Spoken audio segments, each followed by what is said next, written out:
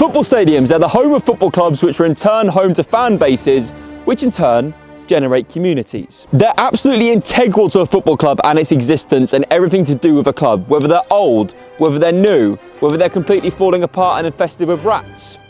I'm naming no names at all. It's Old Trafford. Yeah.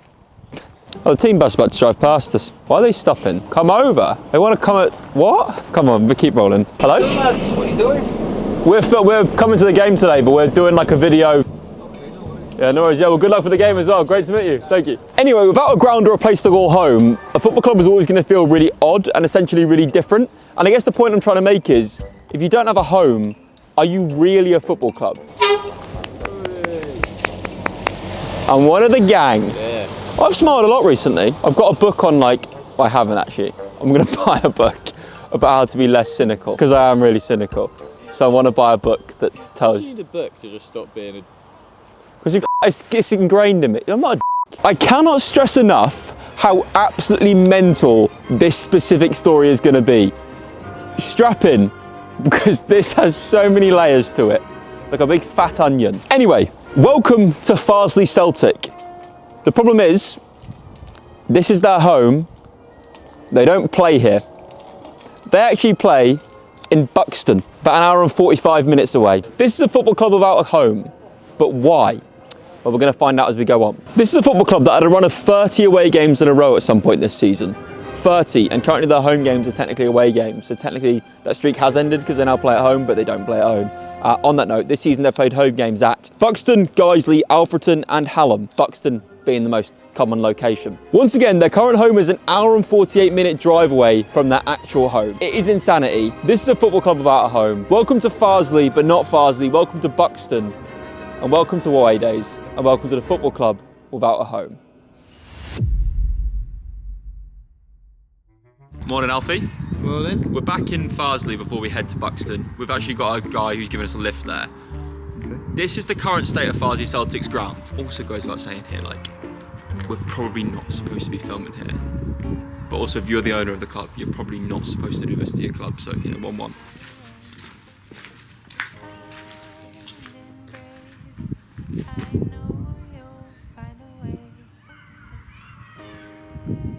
I didn't think it was going to be that bad. It's quite sad. This is really sad.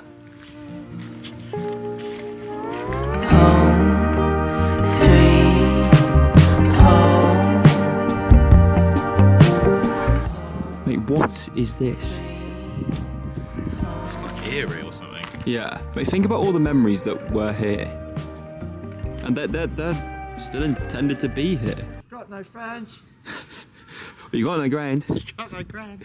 Oh, well, actually, we're on their side. I think this is the perfect backdrop to explain the issues of Farsley before we head, because a lot of people are going to be wondering what on earth is going on. So what is going on? Farsley Celtic originally were founded in 1908, but actually folded and reformed again in 2010 due to bad previous owners. It's a story of deja vu here.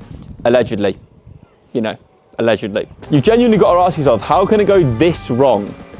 Again. Throughout many points of the season, the fans have genuinely had no idea where the next home game is going to be played. Even to an extent now of when I was trying to plan this video and script it, their website had to be confirmed for the location for their home matches. Imagine being a fan of this club. There's been games this season where the fans didn't know where they were playing until the day before the game. The day before. If anyone high up at this football club is watching this, I'm sincerely asking you, what are you doing? How can you just allow that to happen? That is gross mismanagement of this situation. Allegedly. I don't know what I'm allowed to say and not say, to be honest, about getting someone's... Keep saying allegedly. Yeah, I'll keep saying allegedly. Also, by the way, this isn't some mental, really low down part of the English pyramid. This is the National League North. This is 2 divisions from League 2. This is proper football. There are professional teams at this level, and a club is being... That's the pitch. You're probably thinking fans have quite a right to be annoyed about this as well. If they speak out about anything on social media, they get blocked by the club's official social media channels. Okay, all right. This next story is very much allegedly that I heard through the grapevine. So this is not me saying this, is a story I heard. A player who now plays abroad had his tax rebate sent to the club and they nicked it and told HMRC they'd sent it to him in January. They ignored him after he'd realised this, and eventually he went to the league and threatened to go to the police, and the club was put under an embargo, and an hour later he magically received the money, but it wasn't until November he got the money. So basically the club received his tax rebate and allegedly kept it. And then when they finally got caught out, he magically got the money. Allegedly. A new owner came in 2019, he changed the badge, the kit and the stadium name. He called it the Citadel. The fans decided to call it the Shittadel. Players have gone weeks of missing wages, so have outside forms and even kit suppliers too. They've also suffered with multiple transfer embargoes on top of this. But here's where things take a turn in regards to the club being currently homeless. 11th of March 2014, the chairman provided an update that the pitch will be changed to a synthetic surface with no financial burden to the club, basically meaning that games can always go ahead, players can train on it, it's going to be an AstroTurf pitch. The 10th of July 2024, 40 wagons of soil were removed from the pitch and then sold. 8 days later, the chairman confirms the first 4 fixtures of the season will be away from home. There was a period this year where the club played 30 away games in a row. They now play home games technically, but they're still away. We're going to get into that. On the 23rd of April 2024, the chairman issued a statement confirming there was an issue with the historical use of the pitch. Opening it was pushed back again. On the 2nd of September 2024, the head coach and assistant departed the club out of the blue with no reasoning. On the 11th of October 2024, the chairman issued an update on Facebook blaming a third-party contractor for the pitch. Third-party contractors tend to get a lot of the blame from this chairman. On the 21st of October 2024, the players took a stand over the chairman's missing payments. The chairman once again blamed a third-party contractor for this. On the 28th of October 2024, the chairman confirmed that the club will be playing in Buxton. Club legend Tom Allen leaves, citing the move as his main reason. Buxton, for once again, that we're going to show this in a second, I'm sure I've already mentioned it before, is an hour and 48-minute drive away. It's in a completely different county. It's insane. Also, this is going to be my opinion, I'm going to say right now. If you are the chairman of this football club, right, and you are watching this, and you keep blaming every issue on this club on third-party contractors, that makes you a terrible businessman who has no way of doing good due diligence or deciding who is a good person to work with. If you keep failing to find companies which are any good to work with and they keep letting you down every time, then you are terrible at being a businessman because you cannot find the right people to work with and your judge of character is terrible. So either one, it's you causing the issues and you can't admit it, so you keep passing the blame off, or two, you're a terrible decision maker. Neither of them scenarios are good, and look at this situation right now, right, by the way. This is a joke. This is genuinely a complete farce of a situation. And if some absolute bumbling idiot like me can point out that this is stupid, you probably aren't fit for purpose as an owner of a football club. Anyway, should we head to Buxton? Yeah. Got a bit worked up then. Sorry you had to see that. So Alfie, as we've noted, Buxton is ages away from here. So what I've done is I've organised a Farsley Celtic fan who travels and watches a club called George, who's going to take us there and give us the journey, and we're going to find out more about the club from his perspective as well. Lovely. We really want to just dive into this today and see what it's like being a fan of this club. They're going to lose. Yeah. Because we're there. Do you know it's genuinely been a year since I've seen a team in England win? That's it. Yeah. Oh, it'd be lovely if it was today at the, what's the stadium called? What's the Buxton one called? It's just Buxton Football Club, I think. Oh, God. So, George, you are our chauffeur. Yeah. Our guide into Farsley Celtic FC. Yeah. Talk to me about it as a fan. At the minute, it's a very sad place to be. Yeah. The community's had, you know, the sporting heart of it ripped out. Yeah. For what now seems to be pointless reasons. It's ridiculous. Even the financial aspect of it to the community, like the National League North actually has massive clubs in it. Yeah. With ridiculous away followings. All those away fans coming to local pubs and spending money at local shops. I mean, even just that must be affecting the community. How did it affect you financially doing 30 away games in a row? I mean, technically this is an away game. This is still an away game as it is, basically. They're all away games. Financially, it's been crippling. It's yeah, we're a couple of grand deep into the season, and we're 6 months in, and it's National League North. Yeah, that's insanity. Yeah, it's a bit of a joke. Should we get to Buxton? Not willingly, no. I don't really. It's not a joke. It is genuinely an hour and 48 minutes away from. This is insanity. We've been driving an hour. We've decided to stop for some lunch. We're in the Peak District of England. George was telling us on the way here, before we stopped for some food, that I didn't really ever consider that there would be no home fans there today. How many home fans do you reckon there'll be? Maximum 5. So we're really bringing the numbers up. We are. So the home fans, it's because it's a ridiculous trek. Yeah. And boycotting because of the ownership. Yeah. Does he get the money that we're paying for the tickets today? Yeah. I'm under 16. How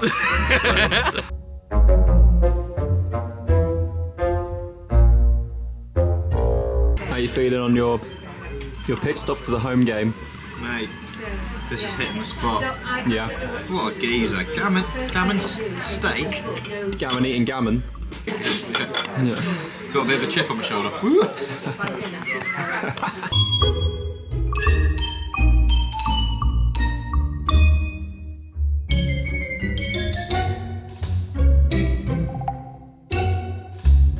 We've arrived.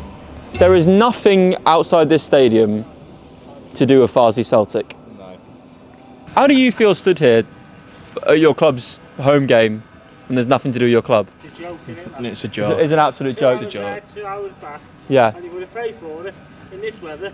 Yeah, it's insane. The owner is a Yeah. Allegedly. allegedly. Mate, this is. It's just strange. Mate, this is National League North. There's clubs here that will get like 4,000 fans a game. There's no one here. We'll make enough noise for 4,000. I hate the fact that we spent 30 quid and I know. it's going to go towards whatever he's doing with it. For a ticket price? Yeah, that's actually quite reasonable for this level at this day and age, in this economy.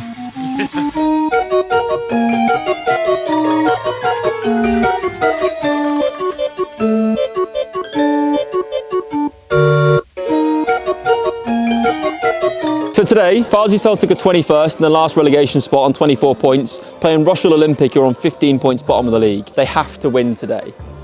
And this is really conflicting because obviously I want them to win because their fans deserve so much better.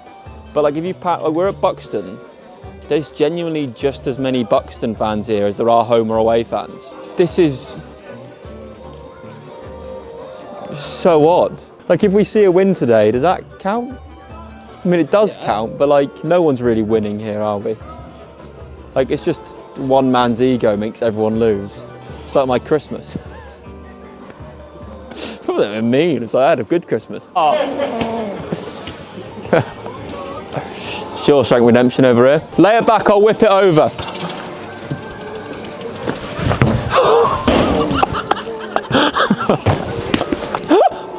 I genuinely did not mean to do that. I genuinely did not mean to do that at all. That wasn't even the video.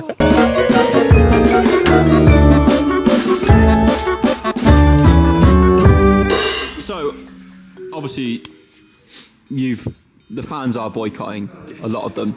You are boycotting as well, but you're here to give us the backstory. This is my one and only home game at Buxton. How does this not make you feel like really empty and sad? That like you, like, we're gonna no wait. Right, Yeah, I've got nothing to live for. See, that's what I mean. Like that, there's more away fans here. Yeah. And there's two of them. Yeah. We're gonna overlay quickly the scenes from last day of last season when Farsley stayed up at home at their actual home. I grew up in a small little village with hardly anybody in it. Then I took a trip to the city, but it's too busy for me. I took flight when I caught that plane. Lost my mind, misplaced this brain. Should've slowed down, should've stayed in my lane. Cause now I just lay here saying, oh my gosh, I'm missing a little home comforts. I know the feeling, I'm all choked up and I'm feeling a little bit homesick, but I'm not leaving. That's how passionate people are about this football club. It's not even funny, it's just sad. It's genuinely just sad. Like, we'll have fun. We'll make the most of it, won't we? Do some chanting back. Wait. Get him back.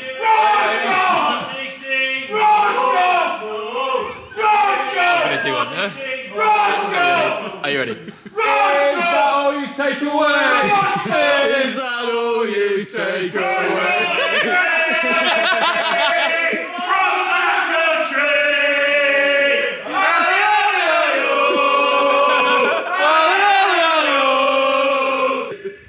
Is this a library? It's our home ground. Our home ground now, but you don't do that. Oh, I was genuinely asking. Actually, I don't think they got we were joking.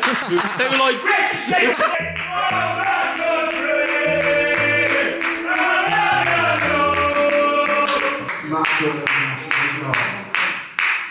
Where our host Farsley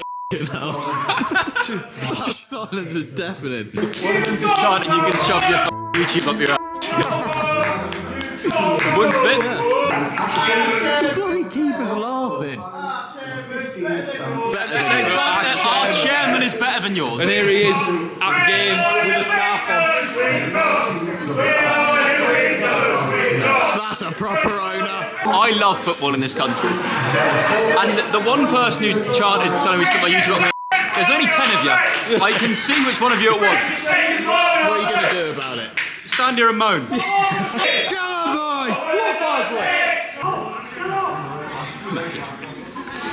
What is going on? I don't really know. I don't know how to behave.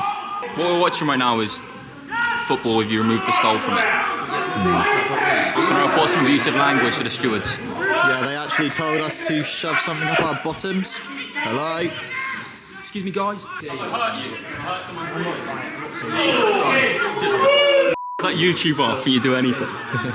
They hate you. They do hate me, yeah. But they don't know why they hate me. That's my problem with it. Hate me if you get to know me. That's fair enough. Oh yeah, God yeah. But like, don't hate what you don't know. It's hard. It's hard to buy them. It just doesn't feel like from either club like this is a real. It's probably hard for them to get up for it because they'll be chanting like, "Can you hear the Farsley sing?" But it's like, no, they're not here. There's no one here. Yeah. You're gonna lose, aren't they? Yeah. And I'm gonna get peppered from them. No, why do people do that to you? I think it's because I'm not. It's because I'm easily. It's very clear, like you're not gonna get like aggression from me. Well, you know. You'll get passive aggression. Yeah, in abundance.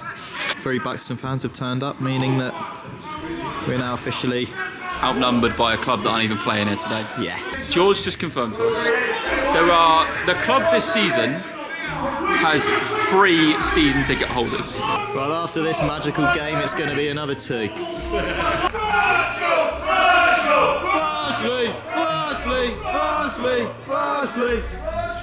Farsley! Celtic!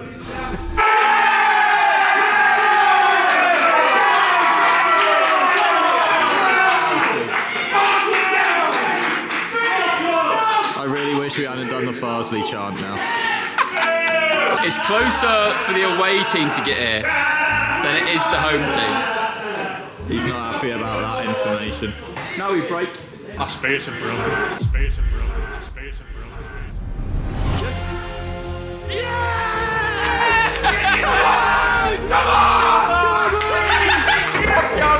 Come on! Sing when you're winning. Sing when you're winning.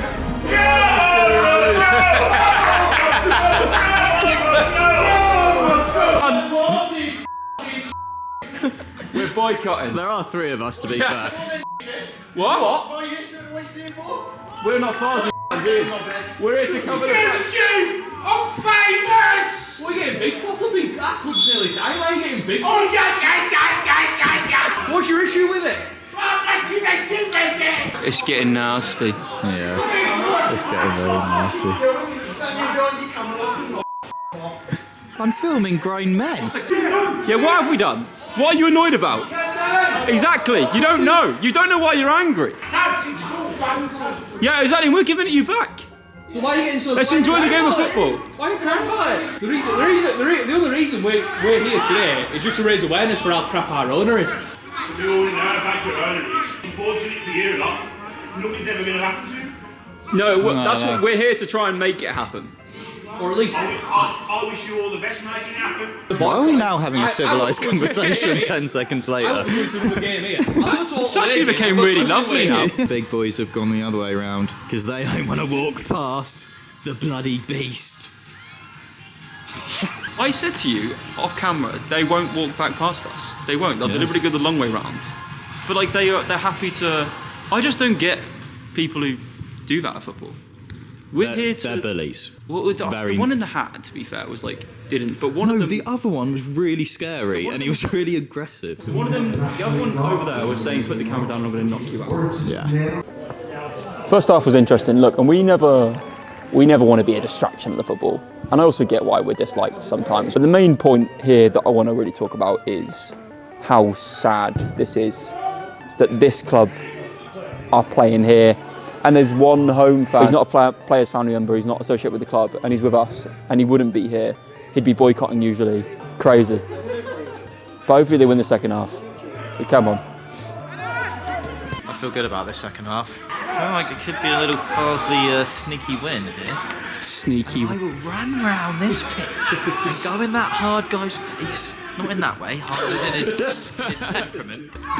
Yes, yes, right in his face. You watch wouldn't me do it. that, though. Yeah, well, watch me do it, mate. Okay, I actually will. If we score, that is all I'm going to wait for. Okay, brilliant. Might boycott. You joining the boycott? I'm boycotting, mate. The worst part about this for Alfie is, right, he's came from Bury St Edmunds and they're running rail replacement buses today. Lovely game of football, though.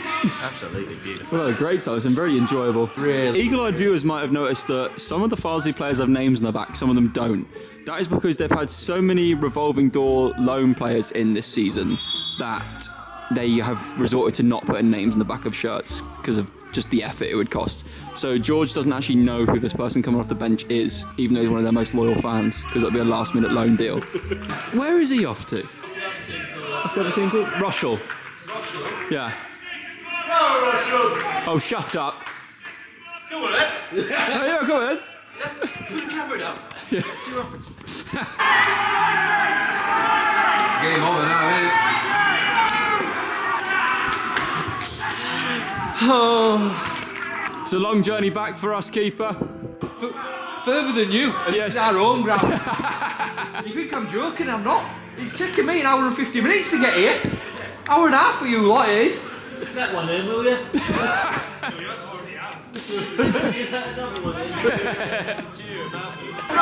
Man up. Ref. Oh, for... What are you sitting there, ref? Over your bloody eyes! Why did your voice change completely? I don't know how to shout.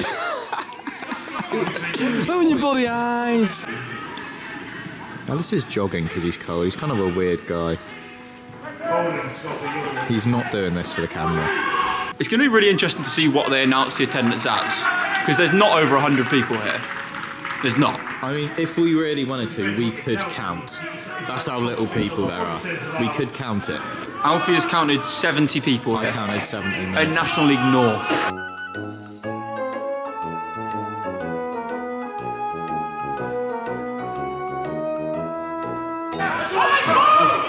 I feel a goal coming.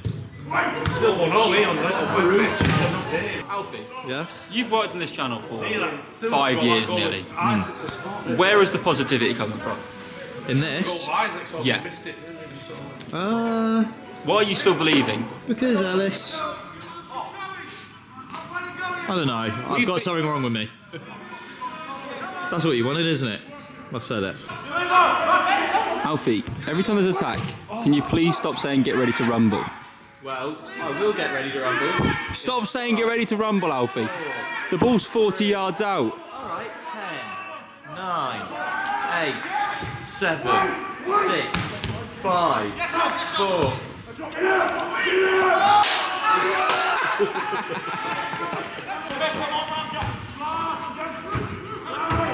Why did you not put it in the hole? There's a hole on top of the bin. What does that imply? That I put my willy in bins? Well, it's nearly done. Just not gone well at all.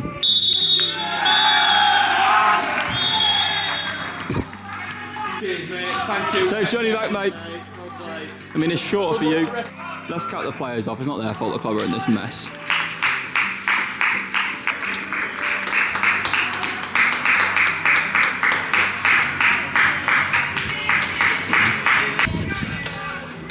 Let's go home. Hello. I wanted to take a few days before I did this outro because I didn't want the nonsense that happened at the game to be the overarching ending message of this video, because obviously the message for this video is very serious, so we'll get the game stuff out of the way very quickly and then we'll move on to what I want to talk about to do with the club. Look, some people have different definitions of banter. I've been to football all around the world. I've heard people hurl abuse at me for different things. Okay, you know, some personal, some not. That's fine, I can deal with it. This one was just weird because it was such a weird scenario of the game. No one was at it. It was very targeted, and like they ended up hiding behind the excuse of, oh, it's banter. But I don't think off camera saying to put the camera away and then they're gonna come and knock us out is actually banter. You know, that's not banter. And if you're watching this and you think that is banter, then you're a comedian. So, you know, let's move on from that. The game, it was a mess. The game was a mess. Farsley were completely outclassed, and that's what I want to talk about now. Look, I'm obviously only on the surface of this. I found out so much stuff off camera that I cannot say on this video, and I don't want to say. So the owner, if you're watching this, I will speak to you directly in a second, because I feel like, you know, you're going to be watching this and I want to say my piece. But for now, Farsley Celtic is a club of defiance. I think their story and their existence is so intriguing to me. The last 3 seasons, they've stayed up on the last day of the season every year in a row. And it is a club of defiance. The fact they exist after going bust is a miracle. The fact they exist after some of the stuff that's happened to them, not having a pitch, is absolutely insane. And I think it is so, so sad.